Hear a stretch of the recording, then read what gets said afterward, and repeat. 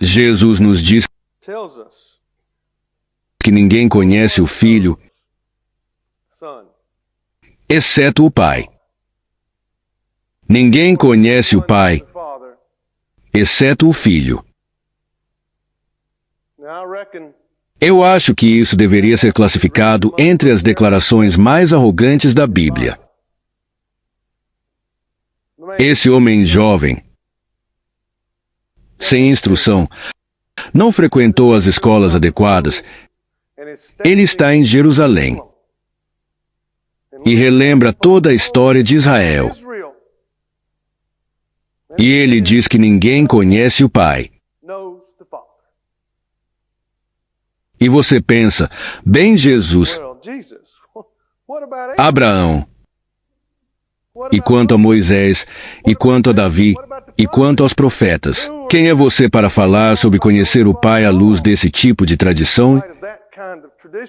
Ainda assim, Jesus se aproxima em essência e desenha um círculo no chão e diz: Deus está neste círculo e nenhum de vocês, ninguém em toda a história da raça humana esteve nesse círculo. Mas isso é quem eu sou. É claro que ele não diz isso sendo arrogante.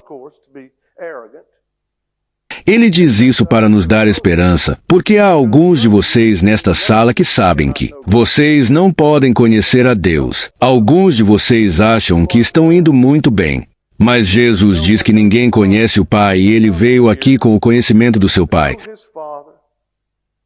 para que ele possa então se voltar a nós e compartilhar seu conhecimento de seu Pai com você e comigo. E, de fato, com o mundo. Esse é o cerne do Evangelho cristão. Voltaremos a isso em um momento, mas primeiro quero chamar a sua atenção para o fato de que quando você pensa sobre o que Jesus está dizendo, ele está na verdade nos dando uma declaração bastante profunda sobre o pecado. Normalmente pensamos que o pecado é uma violação da lei. Mas Jesus está nos dizendo aqui que o pecado é a incapacidade de conhecer o Pai.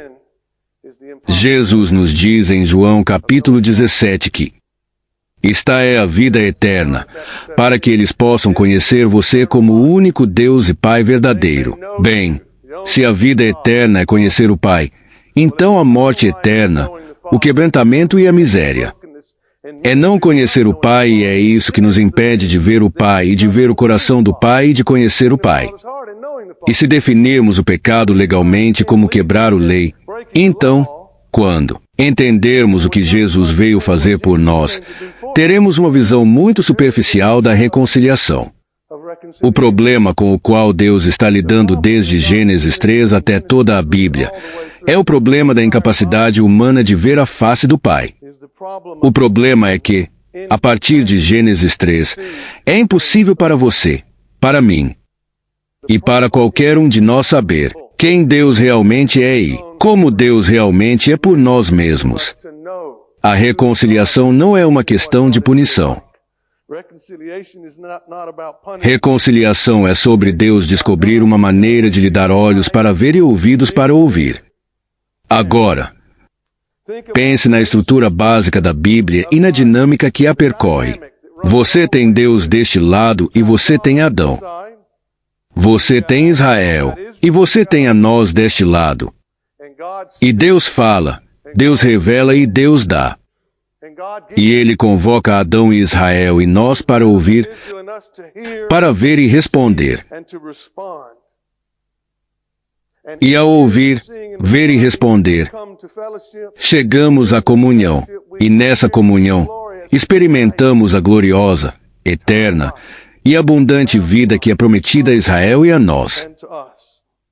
Mas, o que acontece se Adão, Israel, você e eu não pudermos ver Deus? O que acontece se não conseguirmos ouvir Deus? O que acontece se estivermos tão quebrantados por dentro que não podemos receber o que Deus nos deu?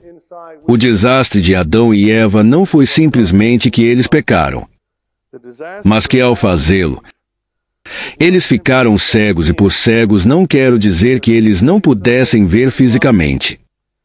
Quero dizer que sua visão interior está profundamente distorcida. O que aconteceu no jardim do Éden? Adão e Eva colocaram óculos.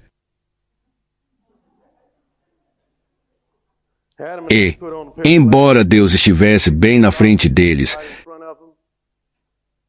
eles não conseguiam ver. Embora a graça e o amor do Pai, Filho e do Espírito continuassem a derramar-se. Você vê que Deus não mudou quando Adão pecou. Foi Adão que mudou. Ele não conseguia ver o Pai e não conseguia entender o Pai. Tudo o que ele viu foi um juiz, e tudo o que o Pai lhe disse.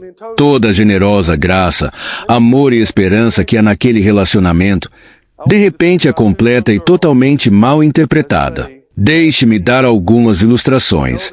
Quero que você pense em duas meninas, digamos de 12 e 10 anos. A menina mais velha se chama Leia, e a mais nova se chama Raquel.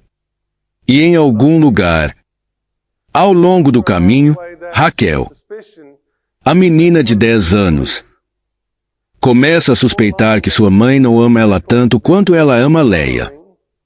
E em algum lugar ao longo do caminho, essa suspeita chega muito perto de ser uma crença.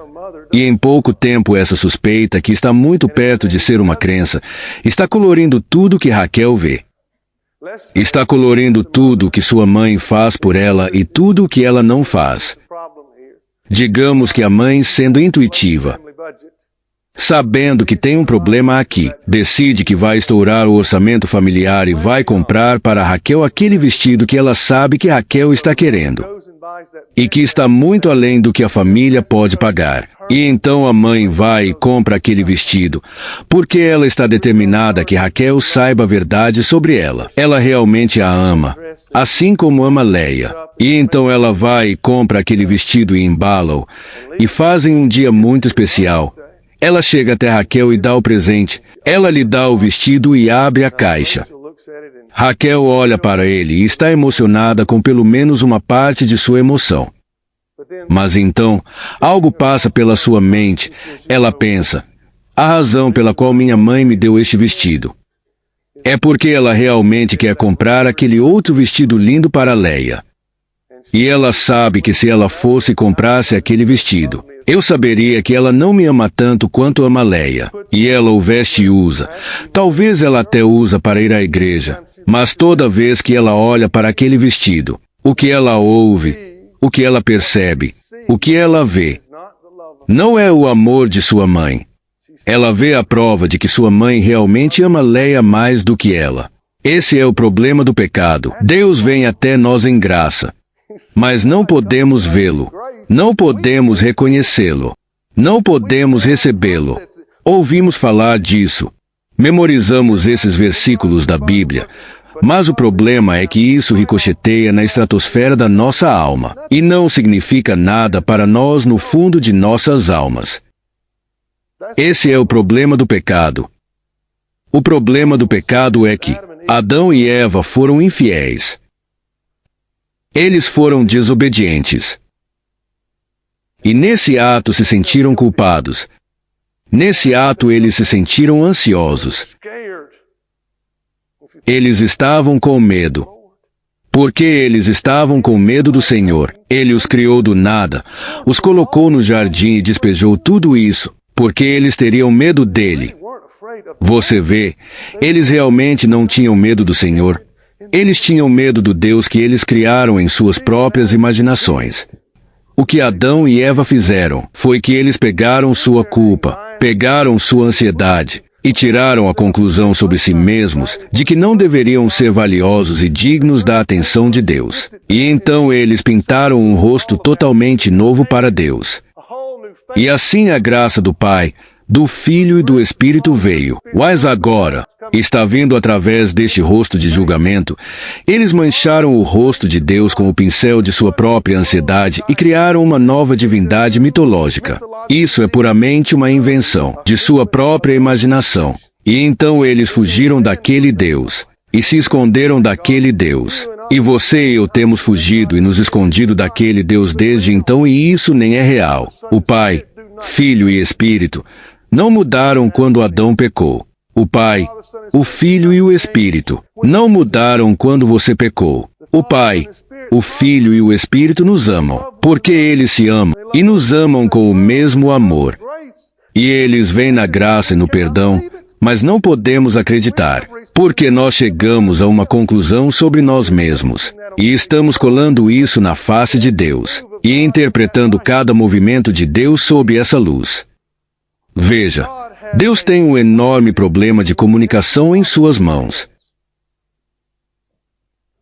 Não importa o que o Pai, o Filho e o Espírito nos digam, não importa o quão abrangentes eles sejam, quão amorosos sejam, não importa o quanto eles nos abençoem, vamos interpretar mal esse ato a cada momento. Nem importa se a revelação de Deus a Israel é inerrante.